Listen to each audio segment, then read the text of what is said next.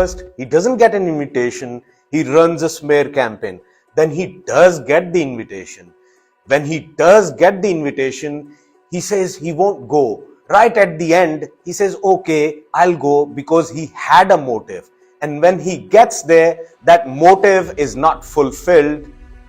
Then what he does? Friends, I'm Raja Faisal, and today I will be highlighting how embarrassing the situation was for Prime Minister Modi when he reaches to Canada. Before I tell you the whole embarrassing story about Prime Minister Modi, let me draw your attention towards why he's facing whole embarrassment right now.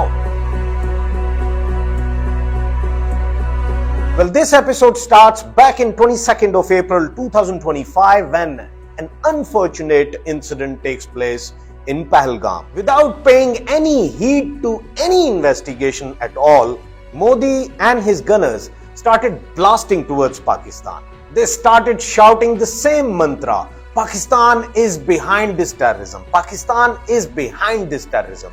Whereas on the other side, Pakistan kept on offering itself and kept on saying, let's sit together, investigate this Pahalgam incident and come to the conclusion. And Pakistan said that we want a peaceful resolve. We don't want a war at all. Pakistan doesn't like war. But if somebody wants to push us towards the war, of course we will reciprocate. And the whole world was sitting back and watching it all. And then whatever happened in 4-day war in May 2025, the whole world knows about it. I don't need to repeat again and again. Post-war, May 2025, Pakistan has been hailed throughout the world.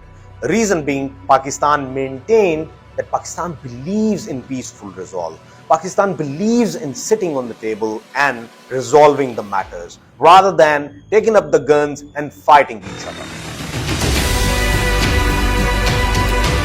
When comes the time of all-important G7 meetup, well, Modi doesn't get an invite because it was taking place in Canada and Canadian government had a huge pressure from the Sikh citizens.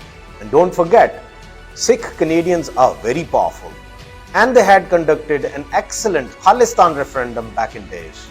Coming back to the invitation, well, he does get an invitation after they were running a smear campaign against Canada and G7. Suddenly, when they do get an invitation, they said, oh, we're not interested in attending it. But right at the end, somebody advised him that it would be better for India if you can be present in there, because G7 is a very important forum. When he gets there, whatever happens, well, it is another embarrassment. The sole reason Modi wanted to be at G7 was that he just wanted to meet President Trump. And guess what? President Trump left Canada just before Modi had reached there. You know why? Because he had some better things to do. And yes, he had to meet with Syed Asim Munir, the Field Marshal from Pakistan, in Washington. That's why he left.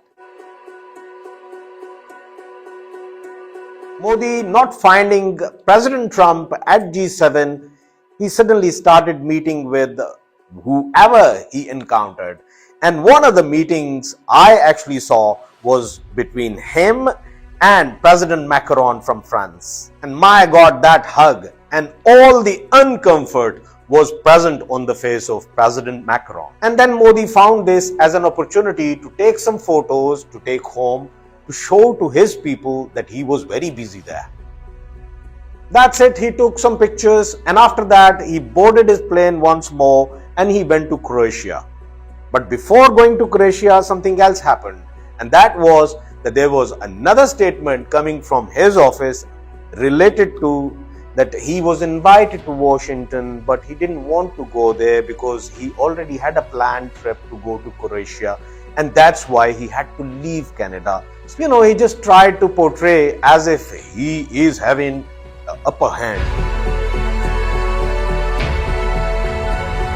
And then there was another statement related to him having a call meeting with President Trump, and that lasted for 30 minutes, in which, of course, they claim that they have simply said to President Trump that you had nothing to do with whatever happened in May 2025 and how the war stopped. And he said it was all to do with Pakistan and India, and it was all to do with both of the militaries. Both of the militaries, they were actually in touch with each other, and the military operations, they were actually talking to each other, and they calmed this situation down, and America had no role to play, and President Trump had no role to play at all. Why he's saying that? Well, there is only one reason behind it, and that is that now they have noticed and now they have realized that the Kashmir issue, which they had put in the burner, put in somewhere nobody could find, and they never wanted any third country to be interfering in that, and they wanted to deal with Pakistan, whereas everyone knows that they have been taking the unilateral decisions since a long time, which Pakistan believes that it is against the resolutions of United Nations. And that is why when India came up with unilateral decision about abrogation of 370 and 35A, Pakistan protested. Then they are coming up with the decision to, of course, abrogate IWT, that is Indus Water Treaty. That too is a unilateral decision, whereas of course they can't take it. Reason being, the third party in it is the World Bank. Pakistan is the second party. Still they are taking the unilateral decision, and by now, of course, the intentions are clear from Pakistan side, and that is that any unilateral decision which would be taken about IWT, water is lifeline of Pakistan, we will consider it an act of war which will be retaliated. So this was the only reason that he kept on saying to President Trump that we don't need the third party. Whereas everyone knows that President Trump time and again highlighted that it was India that actually rushed towards Washington seeking a resolve, because they had no idea what to do when Pakistan was sending in barrages of missiles and they couldn't control it. And by the way, before Pakistan sent in missiles, they already had shot down 7 of their fighter jets, and 4 of them, they were Rafales. The very Rafales French gave them, and that is why it was very uncomforting hug Macron was having with Modi.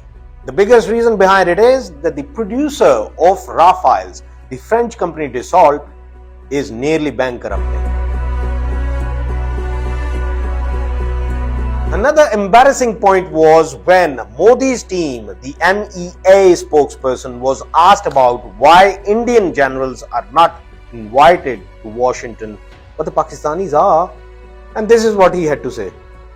On the invitation part, I think I would urge you to be better informed as to who are the people who are invited. There are foreign leaders who have been invited or not. So please, I would urge you to look at what has been, take a question to the American side. They will be in a better position to answer it. As Modi is facing very tough questions from his countrymen, he is coming up with these kind of statements.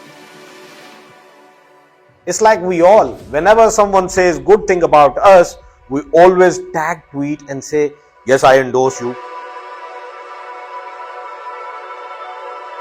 Now you all know the dirty role played by Indian media during 4-day war in May 2025, the kind of smear campaign they were coming against Pakistan with, and the kind of fake news they were coming against Pakistan with.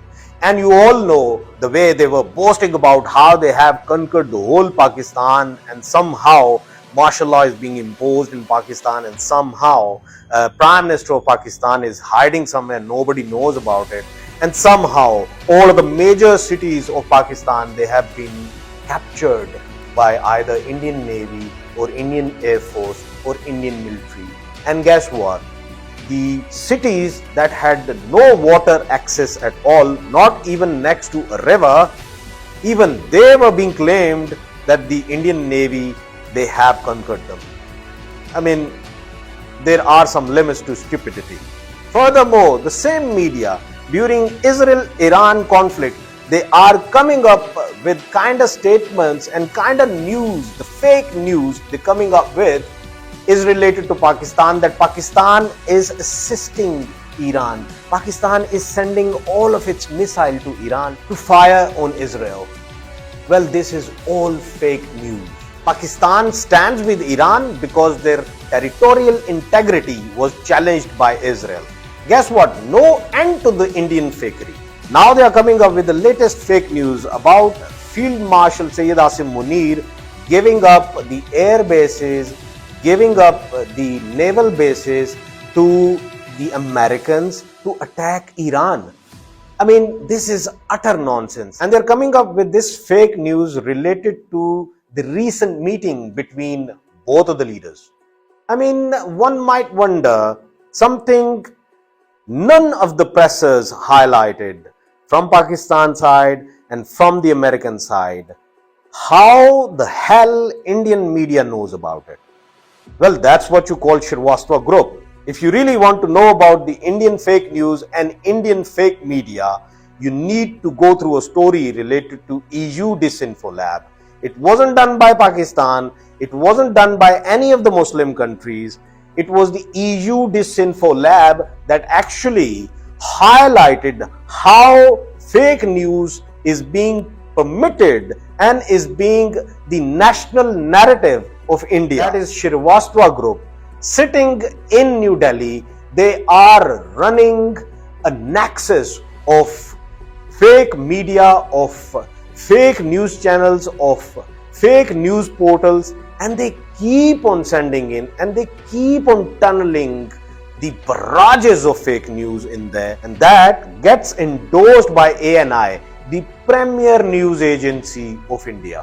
I would recommend all of you to go through EU Disinfo Lab, their probe related to Indian media.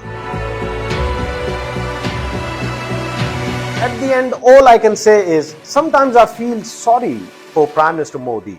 He is facing hell load of embarrassment since May 2025. You know why? The world is very cruel. The world is very, very cruel. When it comes to the losers, world doesn't like them. Nobody likes to hug a loser. Everyone wants to stand next to the winners. That's why nobody wants to meet with Modi. That's why nobody wants to sit with Modi. And I feel sorry for him. That's it for today. I hope you liked my video. Subscribe this channel for more videos. Take very good care of yourself.